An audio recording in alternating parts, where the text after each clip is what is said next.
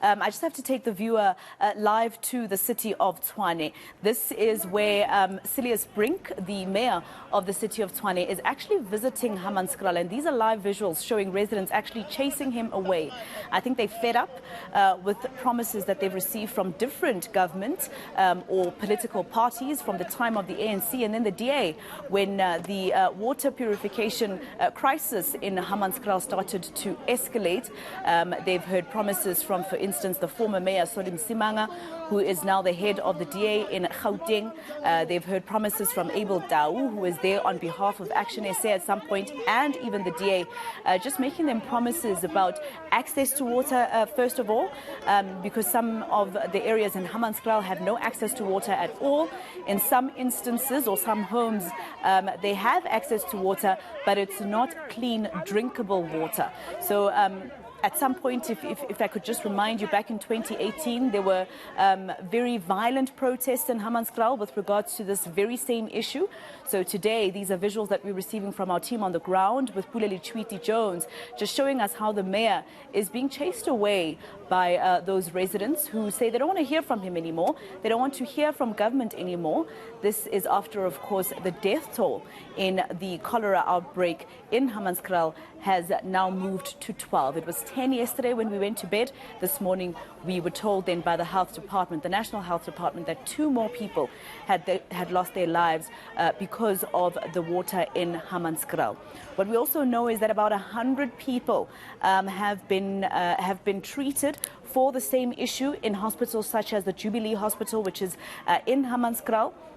And this is the same hospital that was affected by those violent protests I was telling you about back in 2018, because people who protest usually go for some of the municipal buildings that are in the area. They were quite badly affected. They couldn't open or function at the time at Jubilee Hospital because of the protest that was going on. But also they had complaints of their own, because as a hospital, they are supposed to have quality water, not only for drinking or cooking the food at the hospital, but you can imagine if they are not able to wash their hands with clean water, what they are treating patients with in terms of the bacteria that has been found in the water. At some point, the South African Human Rights Commission actually found that the local government in the city of Tshwane has not done right by the people in the city of Tshwane. I understand that my colleague Pule Letshwiti-Jones can hear us now just to give us an update. Pule, I see that they're driving the mayor away. Take us through what happened. Connect on the honors. Is it okay? Yeah, connect on the honors. Yeah, it's okay. Relax.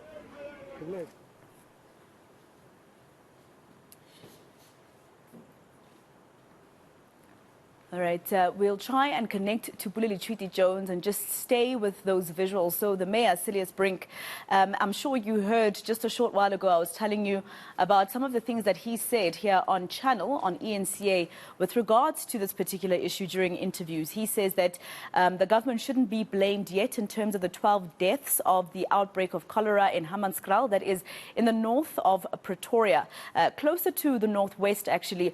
It became part of the city of Tshwane after demarcation changed there. And he was saying that we should let investigations conclude before we start blaming government for what's happening in Hammanskraal in terms of residents not having access to clean, drinkable water, some of them not having access to water at all. And he was saying that we should let investigations conclude first before we say that, or South Africans or residents in Hammanskraal assume that this is the fault of government. But I just spoke to a professor, Professor Mike Miller. He's a visiting professor at the Wits School of Governance. I spoke to him just a short while ago, and he was explaining that this is something that is quite obvious to be blamed on the fact that there's no political will to fix what's happening in Hammanskraal. He says 20 years ago, when he was still an official at the Department of Water and Sanitation, this was something that was raised then. 20 years ago, that's 2003, when the issue at Hammanskraal was raised about the water crisis in Hammanskraal. This has to do with what happened with Bophuthatswana, basically building its own water purification plant. And he says that what should happen, actually, as you can see there, a man hitting the back of the vehicle that is taking Mayor Silius Brink away. I guess it's the residents, like I told you, they fed up for lack of a better word, actually I'm being kind when I say that they are fed up with what's been happening in their area, raising issues with regards to the water in the area. For about 10 to 12 years now, nothing has changed. And I understand that Pule Letshwiti-Jones is now connected to us and can just give us an update. Pule, I saw that man just hit the back of the vehicle driving the mayor. I understand that he's been whisked away.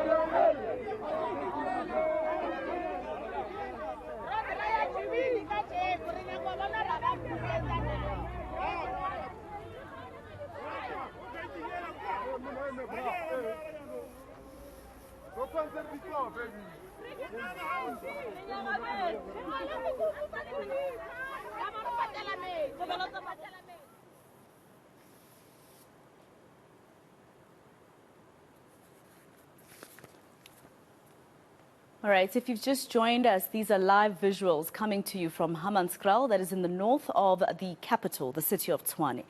If you missed the news over the weekend, when we went to bed last night, 10 people had been confirmed to have passed away from a cholera outbreak in Hammanskraal, when we went to bed yesterday. That was the announcement by the National Health Department. However, today we found out that 2 more people had succumbed to the cholera outbreak in that area, bringing the death toll to 12. About 100 or more people have been taken to hospital for treatment with regards to the non-quality water in the Hammanskraal area. This has been an issue in Hammanskraal for a couple of years now, and at some point, if you've just joined us, Pule Letshwiti-Jones and the team on the ground was showing us the mayor being whisked away, basically, by his security personnel and drivers in 2 white BMWs.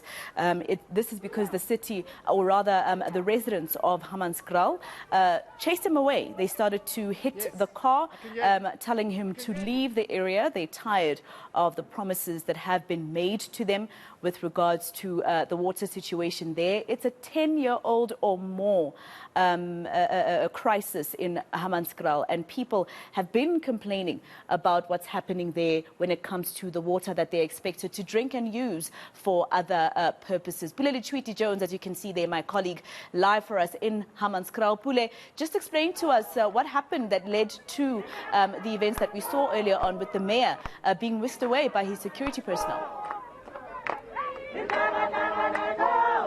Well, Masego, it seems as though this is a plan that's been, of course, within the land for quite some time. The residents have been saying they don't want the mayor to come into this area because they feel they've been failed by the current administration and the previous DA-led administration as well. They're saying that the mayor coming here was a waste of time, and therefore they decided to actually chase him out, bashing the mayor's VIP protection vehicle. He has to be escorted by the VIP security protection unit as well, and he has now left the vicinity. But these are some of the residents in Hammanskraal who are saying this is a persisting matter that's been ignored by quite some time, and therefore that's why they are actually blocking the Jubilee District Hospital gate outside. They're saying that they want permanent solutions and not just only a talk show that's not going to yield any results. Now, earlier on I spoke to 2 families who lost their loved ones in this corona outbreak, which is of course under the spotlight in Hammanskraal, and they are now preparing to bury their loved ones. And it seems as though throughout the week you will be seeing some of these protests and demonstrations happening in a sense of trying to get government's attention as to what happens next with this current situation here? How will it be resolved? This issue of water, which community members say is unfit for consumption. So, Pule, it seems like the mayor won't be able to address those residents there, but just speak to them so that we just get word from them about the fact that 12 people have now passed away, hundreds still being treated, for this cholera outbreak. Yeah, look, Masigo, this is one issue that's, has affected the residents here for years. When I spoke to the families earlier on, we got a sense that they felt as though they were being let down, that nothing is going to happen. They were telling me that they have been trying to report this issue of contaminated water to the authorities, the municipality to begin with, but nothing has been done to resolve this issue. For years, they've been sending, emails and going to the municipal offices to try and get the attention of the authorities, but nothing has been done. And they're quite saddened by this issue, particularly when having to lose their loved ones. Now, if you remember back in 2019, the Human Rights Commission did say that the water was unfit for consumption, that something had to be done. A stern warning was sent then. To date, nothing has been done, and this has been the issue here. Let me try to speak to some of the residents who are here today. Come on, Mom. Why are you today? Why kill him? Because of mayor we like an aqua back and another go fix a mate. Not the Tavaya or mayor to Savatava Huding. Leva sending a respected. So it's been long overdue since the delivery ETA is very poor. About attending our next. Begmele kuze kufika abantu today ukuthi baze bagijima. Kushona abantu abanengi besides le number bayibalayo la. Kunabantu abashonile emakhaya abangazange ba-attend kulo le viki because of cholera. So how about labo bantu bazobavusa? Yini abayizele manje? It's been more than 10 years sinenkinga yamanzi. Mawuvulela amanzi asiwaphuzi. Ama-trucks abawalethayo abawa-maintain ababhadali imali yedizili for lawo ma-trucks. That is why abantu bahluleka nokuthi bathole i-service from lawo ma-truck lawo amanzi lawo abawalethayo.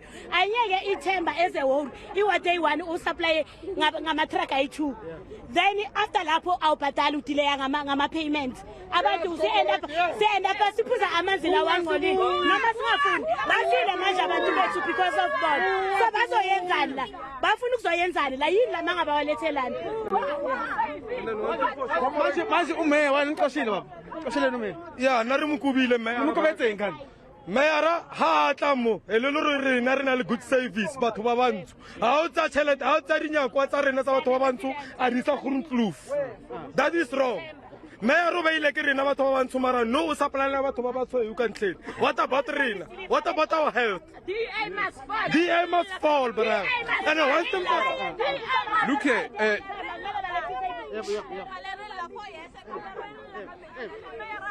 My brother, I am a church leader of Tlanganani Church. It's based here in Hammanskraal. So in church, every Sunday we've got the young kids coming to my church and drink a lot of water. So if the crisis of water is carrying on like this, so it seems a lot of people will die. So before people supply water to people, they must test first whether the water is good or not. And then if they just send water to people without testing, it seems they want to kill people. And why should they send water to people without testing whether the people is good or not?